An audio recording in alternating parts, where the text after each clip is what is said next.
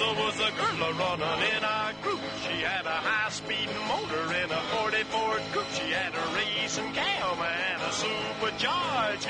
Look at Buddy, hot rod and large. She's a hot rod. She's a hot rod. Here's something right here that is important to me. There's been a lot of intrigue in the car business lately, but right now there's very little to say about Carlos Edsel or the Takata airbags or the UAW scandal. It's all kind of quiet right now, and I like that. You'll notice we got through all the recalls and not one airbag. That's the first time in I don't know how long. I've been through all the recalls and no airbags. Round of applause for that one, huh? I know. I know. All our safety technology is working right now. You can feel safe to drive your car. But here's a good one. Uber and Lyft. This is going to set a precedent for the whole country. You watch. Uber Technologies Inc. and Lyft Inc. were spared from having to rapidly convert their California drivers to employees after a state appeals court agreed that they can keep their business model in place while challenging a judge's order to comply with a state labor law. California has a labor law. Probably the only law they got. The decision Thursday is a big reprieve for the ride-hailing companies whose leaders said they might need to temporarily shut down in their home state, which is the land of fruits and nuts, if forced on short notice to provide drivers with costly benefits, including health insurance and overtime. The appeals court scheduled arguments for October the 13th. The delay buys time for the companies as they campaign for a ballot measure set for a statewide vote in November that would free app-based transportation and delivery companies from the sweeping requirements of the law known as Assembly Bill 5. Proposition 22, they have a lot of propositions in California, Eric. That's what they do. They don't have laws, they have propositions. Proposition 22 exempts the companies from paying for full benefits that employees currently get under California law, such as unemployment insurance and complete workers' compensation, while requiring them to pay 120% of minimum wage, health care contributions, and medical and disability coverage, among others. This will set the precedent. In California, if they win this, if California is successful in causing Uber and Lyft to do that, one thing is for sure, you can see Uber and Lyft's prices going back where they belong. They will be on the same par as with our taxi cab companies, okay? And simply because they've been getting away with it all this time by using guys as designated drivers, letting people use their own cars. A lot of taxi companies have their own taxis. A lot of taxi companies rent their taxis, or their drivers will rent their taxis or buy one.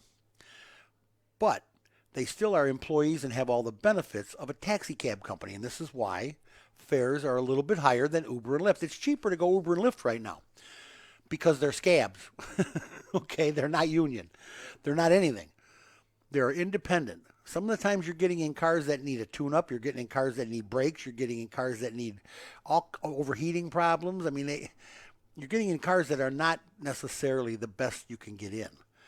And they're going to have to start straightening that out. It's all fine and good to offer cheap rides to people. It really cranks people up and gets them all excited. But I don't know. You just, at the cost of what? At what cost? Okay? At what cost? You still got a bunch of people running around out there. They're working. They have no benefits whatsoever. They have nothing. They have zero. They don't even have a good paycheck. They don't get paid nothing. They paid nothing. Boy, that sounds bad. They don't get paid nothing. Anyway, they don't get a minimum wage. They don't, it's not right. It's just not. And they need to do something about it, whether they need to get this drastic and go with California's Proposition 22 or Proposition 22. They do a lot of that propositioning out in California, especially on Hollywood Boulevard. I got a car show coming up. It's now, and this is to announce for all you people that are dying to get out and get some air and get some car shows under your belt, and some of you hot rodders that haven't had your cars out all summer yet because there's nothing going on. Of course, there's always something going on at Blue Top. Don't forget that. Always. Every week, during the week, on the weekends. Tomorrow night, Nick Danger Band is at Blue Top tomorrow afternoon, 4 o'clock. It's really good band. at Lencioni's Hall and Restaurant in Linwood, or is that Linwood? That's Glenwood Dyer Road. It's Linwood. 3325 Glenwood Dyer Road. Every Tuesday, 4 o'clock till the party's over. They're having a cruise night, and they've been having them now since June, and they're building up to the point where they're pretty large. And for all you guys that need to get out and drive those hot rods and get out and get the stink blown off you, as my mother used to say, get out and get the stink blown off you. It's just, if you've been sitting around the house for too long, for all you hot rodders that got to get out and move around, that's where you want to go every Tuesday. Or you can just go to Blue Top any day, and it's always something rocking there. Oh, and the food isn't too bad at Lencioni's. I've eaten there before. Been a long time, but as I recall, he had some of the best chicken I ever had. Autonation. Autonation is a huge automotive retailer. Autonation Incorporated is closing its aftermarket collision parts business by the end of the year in a continued cost-cutting effort by the auto retail giant. This car business is in a mess right now, guys. The nation's largest new vehicle retailer said Wednesday it expects to incur about $52 million in charges in the second half of the year, including $12 million in cash related to the closing Autonation collision parts. Following the closing, Autonation expects to incur another $9 million in cash expenses related to contract obligations, of course.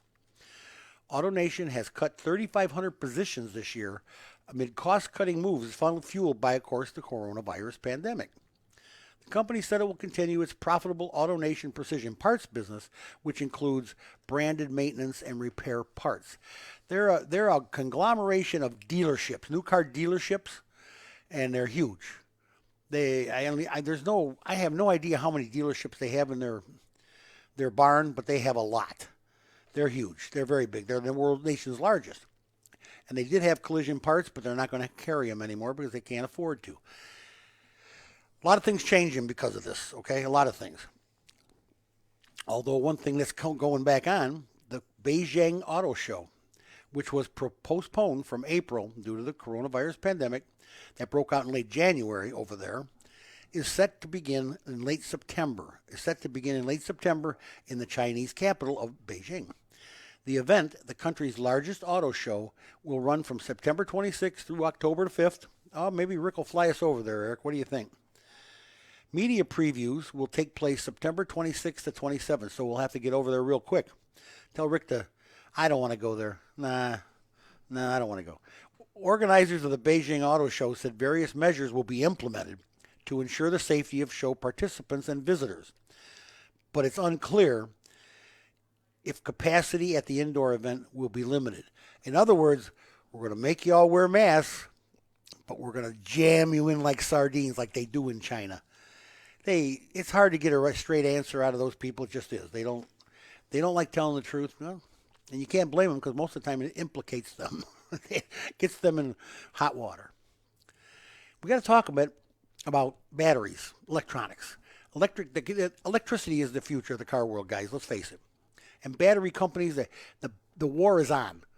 The game on. It's rocking and rolling, and we got some intrigue. We got some new stuff, some old stuff. Figure this. South Korea's rival battery makers, LG Chem and SK Innovation, which supply Volkswagen, Ford, and General Motors, that's a lot of batteries, are caught in a growing dispute in the United States as the quest to create jobs complicates an ongoing legal fight, documents have seen by a Reuters. This is from a Reuters report now. Last year, LG Chem sued smaller rival SK Innovation over alleged theft of commercial secrets, seeking to bar SK from producing battery cells in the United States and from importing the components to make the cells. Where do they come, do you think? They come from Korea, I'm sure. LG, or China. LG Chem, which plans to build a battery factory in GM in Ohio, with GM in Ohio, secured backing from Ohio's governor, who said the ITC needs to remedy SKI's unfair competition. Documents show stating from May and seen on Tuesday on TV. Oh boy, I got to tell you, it never stops. These two guys are going to go tooth and nail. He stole my secrets, you stole my secrets, blah, blah, blah. There's an answer for this battery thing, and it's kind of cool. Batteries are by far the most expensive component of an electric vehicle, and swinging raw material prices can make the task of lowering their costs more difficult.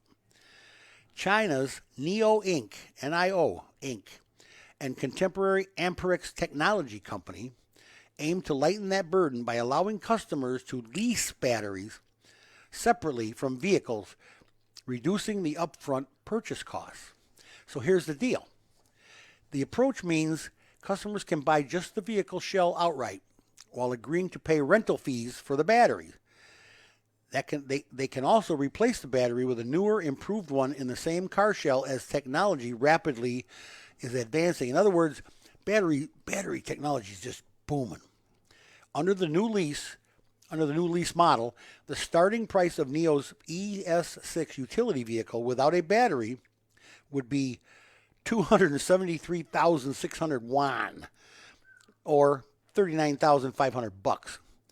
And the battery's monthly lease would start at 980 yuan, or $141.70. In other words, the battery is the most expensive part of the car. First of all, they're going to save you money from when you buy it by taking the price of the battery off. You're going to lease it for $141.70 a month. Then, if it needs upgraded or replaced, you get it for free. So it's actually good for the consumer to do this. But so far right now, you have to buy a NIO to get it. And I don't know that I want a NIO. I have never even seen one. I don't care to see one. And if it came from China, I don't want it. We're talking about electric car startups, battery people, blah, blah, blah, the intrigue in the battery business. Well, here's one that kind of floors me a little bit, but nothing serious. Chinese battery and electric car maker Kandi, it's Kandi, Technologies Group, said on Thursday it is actively exploring setting up an electric and off-road vehicle manufacturing plant in North America. Who wants to buy a car from a Technologies Group? I want to buy it from Ford or whatever, Anyway, many Chinese electric vehicle makers are looking at the United States for expansion as demand for the electric vehicles pick up, and they don't want to pay the freight. Kandi says it plans to forge a position in North America's electric vehicle market by offering low-cost vehicles after eliminating shipping costs and tariffs. Well, yeah, I suppose. They're going to build a non-union plant, but they're going to find that American people don't work for free like the Chinese people do. They're not under the government's thumb. It's not communist here. Over there, yes, they got to do what they're told. The company recently began accepting pre-orders for the K23 and K27 EV electric vehicle models in the United States, priced at, are you ready? $9,999 and $19,999, with the federal tax credits, of course, for electric vehicles. The vehicles will be available for delivery in the fourth quarter of this year, so that's now.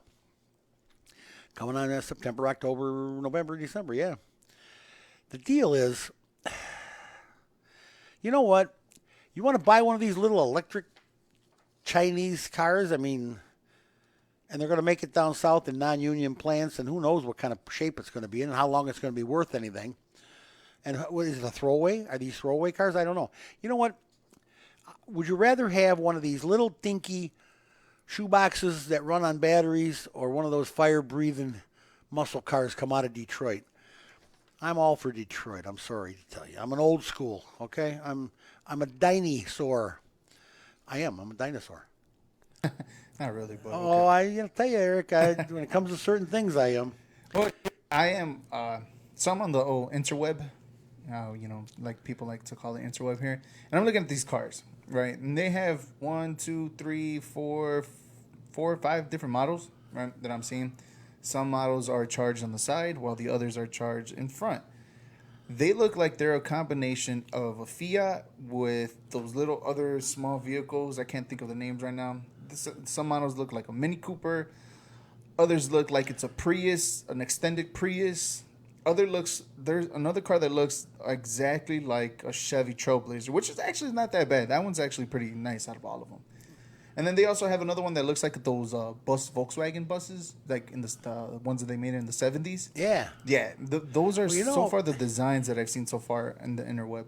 What's the difference if you're in line at the gas station to get gas or you're in line at the charging station to get your car charged? Let's face it. I mean, it's one of six and one half dozen of the other. Right. We're either going to run on gas or electricity, one of the two, folks. Here's a company, Canoo, Canoo. Canoo Holdings Limited, an electric vehicle startup company already working with South Korea Hyundai Motors. They work with Hyundai. Will go public later this year at a value of $2.4 billion after joining forces with a special purpose acquisition company. The Tuesday's announcement of the deal comes as investors are looking to ride the global shift to electric vehicles and echo the surging stock price of a segment leader, of course, Tesla, of the electric vehicles. Now, if you're going to get involved in this, I told you earlier, you want to get involved, you want to invest in something, invest in sensors, sensor technology. Find a company that you really like their portfolio, you like the way they do things, and invest in them because they're going to make you a ton of dough in the coming years. Now, I'm looking at these Canoo cars, right? Yeah, they're ugly. That looks like a big Beetle. It's supposed to be a van. It's a van mixed with I don't know what. I'm trying to understand what they're trying to do. It's got two rear ends. Yes, it does. It looks like it's got two rear ends. It looks like it's a bus. I don't know. I can't even describe it. It's like a very bad Mystery Machine car. How about that one? Scooby-Doo car. Yeah, it looks like it's got two rear ends. I saw somebody like that in a Walmart meme on the internet one time. Yeah, That's two funny. rear ends. I'm telling you, this car is ugly, and I don't know who makes it. I think it's Chinese, to be honest with you. Rims are not that bad though. But they're working with South Korea's people. They have the combined company will be called Canoo Inc. following the closing of the deal with Hennessy Capital Acquisition Corp. That's the fourth largest in the fourth quarter. Will trade for the Nasdaq ticker under the symbol CNOO. If you're interested, these new startups, you got to pick one. You're going to take a chance with somebody. Take a chance with somebody. I think, for my money, I'm going to tell you, I think you're much better and safer with American electric vehicles. Chevys, Fords, Chryslers. They're going to, and there's established ones. The Hondas, the Toyotas, the Nissans. These are people that have been around. Hyundai and Kia, they've been around. These brand new startup companies that are just, I think you're looking at another Fisker or another, there are several that have already been up and down. They're gone. And all they do is take a bunch of investors' money and pay their people real well and go home. They don't even care. But what are you going to do? I'm telling you, if you want to invest in electric vehicles, I'd stick with the homegrown ones, the Hondas, the Toyotas, the Chevy, Ford, Chryslers, the ones we're all know and familiar with. The new startups, you're shooting craps. You're throwing the dice. You don't know if that's going to be a good company or not because it's just started.